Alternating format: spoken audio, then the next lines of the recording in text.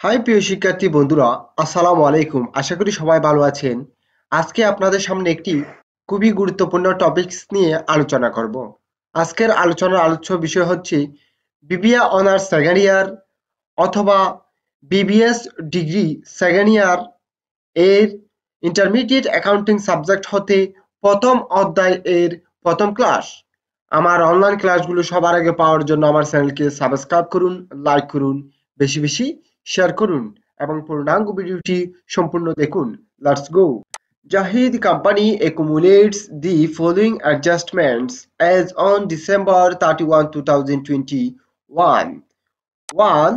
Service provided but unbilled total Taka 1000. 2.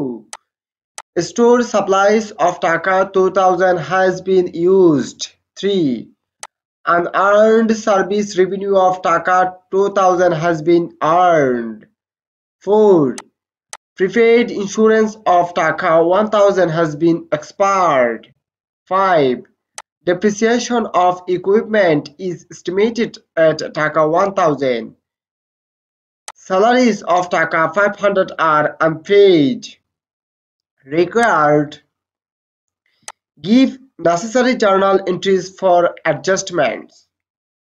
অর্থাৎ প্রদত্ত প্রশ্নে বলা হয়েছে জাহিদ কোম্পানি 31শে ডিসেম্বর 2021 সালে কিছু সমন্বয় একত্রিত করে দেওয়া হয়েছে এবং করণীয়তে বলা হয়েছে প্রয়োজনীয় সমন্বয় দাখিলা প্রদান করুন। এখানে 6টি সমন্বয় প্রদান করা হয়েছে 2021 সালে 31শে ডিসেম্বর তারিখে। এই 6টি সমন্বয় দাখিলা দিতে বলা হয়েছে। আমরা এখন সমন্বয় দাখিলা প্রদান করব। সলিউশন সমাধান। প্রথমে লিখতে হবে প্রতিষ্ঠানের নাম জাহিদ কোম্পানি, তারপর লিখতে হবে করণীয় অ্যাডজাস্টিং এন্ট্রিজ সমন্বয় দাখিলা। ঠিক এভাবে একটি জাবেদা কলাম তৈরি করতে হবে। ডেট তারিখ, পার্টিকুলার্স বিবরণ, রেফার্স, ডেবিট টাকা, ক্রেডিট টাকা। এভাবে আমাদের একটি জাবেদা কলাম তৈরি করতে হবে এবং সর্বপ্রথম লিখতে হবে ডেট বা তারিখের কলামে তারিখটা লিখতে হবে। আমাদের আজকে তারিখ দেওয়া আছে 31শে ডিসেম্বর 2021, সবগুলো সমন্বয়ের জন্য আমরা এই তারিখটি লিখেছি 2021 31শে ডিসেম্বর। সমন্বয় দাখিলা প্রদান করা হয় বছর শেষে, সেজন্য আমরা কি সবগুলো সমন্বয়ের জন্যই 31শে ডিসেম্বর 2021টি লিখেছি। এরপর হচ্ছে সমন্বয়ের জাবেদা। আজকের সমন্বয়গুলো আমাদেরকে ক্রমিক অনুসারে প্রদান করা হয়েছে, সেজন্য আমরা ক্রমিক অনুসারে লিখব। যেমন দেখুন সমন্বয় 1, service provided but unbilled total টাকা 1000, অর্থাৎ সেবা প্রদান করা হয়েছে 1000 টাকা কিন্তু এখনো টাকা পাওয়া যায়নি, অর্থাৎ বাকিতে সেবা প্রদান করা হয়েছে। এর জন্য আমরা এখানে 1 নাম্বার সমন্বয়টা দেখিয়েছি account receivable debit service revenue credit. বাকিতে সেবা প্রদান করা মানে আমার দেনাদার সৃষ্টি হয়েছে। দেনাদার এক প্রকার সম্পদ, সম্পদ বৃদ্ধি পেলে ডেবিট। কি কারণে দেনাদার বৃদ্ধি পেয়েছে? সেবা এর কারণে। আয় বৃদ্ধি পেলে ক্রেডিট, সার্ভিস রেভিনিউ সেবায় ক্রেডিট। 1000 টাকা ডেবিট করেছি, 1000 টাকা ক্রেডিট করেছি।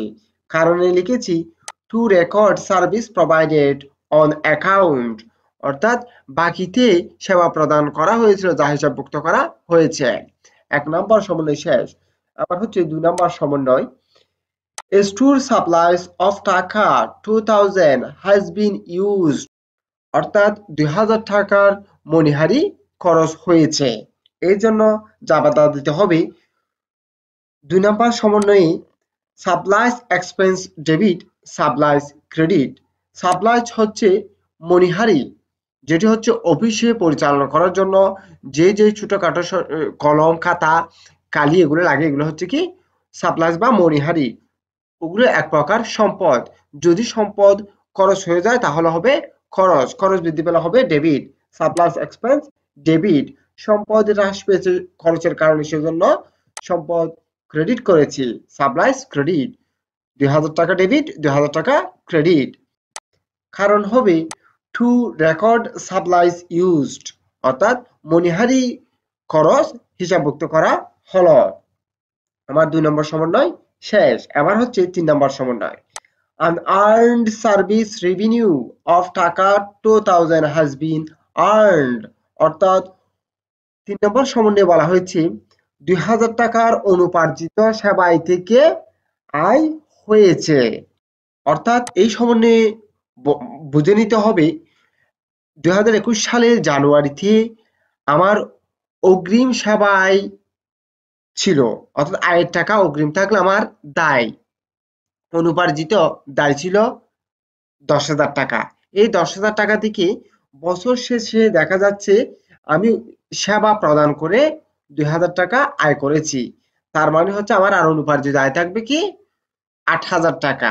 তাহলে আমার আয় বৃদ্ধি পেয়েছে, দায় হ্রাস পেয়েছে। সেজন্য আমাকে ডেবিট করতে হবে আনআর্নড সার্ভিস রেভিনিউ। দেখুন 3 নম্বরে আনআর্নড সার্ভিস রেভিনিউকে ডেবিট করেছি, সার্ভিস রেভিনিউ ক্রেডিট করেছি।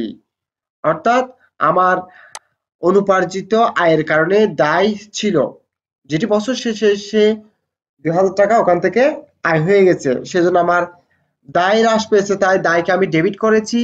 আয় বৃদ্ধি পেয়েছে, সেজন্য আমি আয়কে ক্রেডিট করেছি। কারণ লিখেছি two record earned service revenue, সেবায় হিসাবভুক্ত করা হলো। 2,000 টাকা ডেবিট, 2,000 টাকা ক্রেডিট। আমার 3 নম্বর সমন্বয় শেষ। এবার হচ্ছে 4 নম্বর সমন্বয়। প্রিপেইড ইন্স্যুরেন্স অফ টাকা 1000 has been expired, অর্থাৎ অগ্রিম বীমা খরচ 1000 টাকার মেয়াদ উত্তীর্ণ হয়েছে, অর্থাৎ খরচ হয়ে গেছে। আমি কোনো একটা দুর্ঘটনার কারণে বীমা কোম্পানির সাথে চুক্তি করেছিলাম বীমা কোম্পানির মাধ্যমে, যার কারণে আমি বীমা অগ্রিম প্রদান করেছি। বীমা খরচ এক প্রকার খরচ, খরচ টাকা অগ্রিম থাকলে সম্পদ, যেটা আমার সম্পদ। 2021 সালে 31শে ডিসেম্বর হিসাব করে দেখা যাচ্ছে 1000 টাকা অগ্রিম বীমা খরচ থেকে খরচ হয়ে গেছে। সেজন্য লিখতে হবে 4 নম্বর সমন্বয়ে ইন্স্যুরেন্স এক্সপেন্স ডেবিট, বীমা খরচ ডেবিট, প্রিপেইড ইন্স্যুরেন্স ক্রেডিট, অর্থাৎ খরচ বৃদ্ধি পেয়েছে সেজন্য ডেবিট করেছি, সম্পদ হ্রাস পেয়েছে সেজন্য ক্রেডিট করেছি। 1000 টাকা মেয়াদ উত্তীর্ণ বীমা, 1000 টাকা ডেবিট ক্রেডিট করেছি। কারণে লিখতে হবে টু রেকর্ড ইন্স্যুরেন্স এক্সপায়ার্ড, বীমার মেয়াদ উত্তীর্ণ খরচ হিসাবভুক্ত করা হলো। আমার 4 নম্বর সমন্বয় শেষ। এবার হচ্ছে 5 নম্বর সমন্বয়। Depreciation of equipment is estimated at টাকা 1000, অর্থাৎ 1000 টাকার যন্ত্রপাতির অবশ্যই ধার্য করা হয়েছে।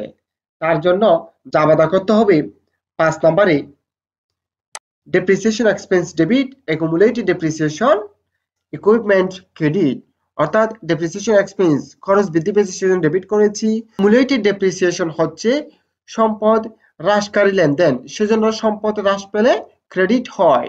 তাই আমি কি করেছি accumulated depreciation equipment কে ক্রেডিট করেছি। 1000 টাকা depreciation expense debit, 1000 টাকা accumulated depreciation equipment credit। কারণ লিখেছি to record depreciation expense, অবশ্যই খরচ হিসাবভুক্ত করা হলো। আমার 5 নাম্বার সমন্বয় শেষ। এবার হচ্ছে 6 নাম্বার। salaries of টাকা 500 আর unpaid, অর্থাৎ বেতন 500 টাকা প্রদান করা হয়নি, অর্থাৎ বকেয়া। 6 নাম্বার দেখুন salaries expense debit, খরচ বৃদ্ধি পেয়েছে সেজন্য বেতন খরচকে ডেবিট করেছি। বকেয়া, খরচের টাকা বকেয়া থাকলে দায়, সেজন্য দায় বৃদ্ধি পেলে ক্রেডিট হয়। salaries payable credit, 500 টাকা ডেবিট করেছি, 500 টাকা ক্রেডিট করেছি। to record accrued salaries, বকেয়া বেতন হিসাবভুক্ত করা হলো। আশা করি আপনারা প্রদত্ত এই যে 6টি সমন্বয়ের জাবেদা ভালোভাবে বুঝতে পেরেছেন। যদি ভালোভাবে বুঝে থাকেন আমার অনলাইন ক্লাসগুলো সবার আগে পাওয়ার জন্য আমার চ্যানেলকে সাবস্ক্রাইব করুন, লাইক করুন, বেশি বেশি শেয়ার করুন। সুস্থ থাকুন। আসসালামু আলাইকুম।